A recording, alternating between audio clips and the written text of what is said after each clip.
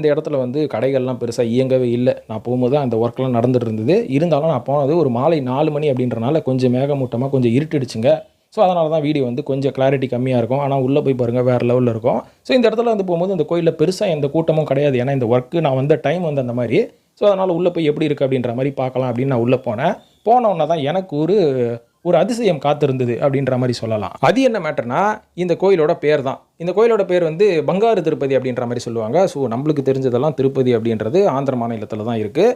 So இந்த கோயிலுக்கு ஏன் திருப்பதி அப்படின்ற மாதிரி பேர் வந்தது அப்படின்ற மாதிரி பார்த்தீங்கன்னா, இந்த கோயிலை திருப்பதி வந்து என்ன மாதிரியான ஒரு ஸ்ட்ரக்சரல் டிசைனில் இருக்குமோ அந்த மாதிரி ஒரு டிசைனில் இவங்க வந்து கன்ஸ்ட்ரக்ட் பண்ணிட்டு இருக்காங்க அப்படின்ற மாதிரி சொல்லப்படுது.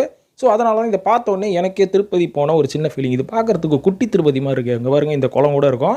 அதுக்கப்புறம் அதை ஃபேஸ் பண்ண மாதிரி ஒரு சின்ன கோபுரம் இருக்கும். ஸோ கிட்டத்தட்ட பார்க்குறதுக்கு திருப்பதி மாதிரி தான் இருந்தது. இருந்தாலும் இந்த கோயில் வந்து இப்போ கன்ஸ்ட்ரக்ட் பண்ண மாதிரி இருக்குதுங்களே, இது மிஞ்சி மிஞ்சி போனால் என்னங்க ஒரு 100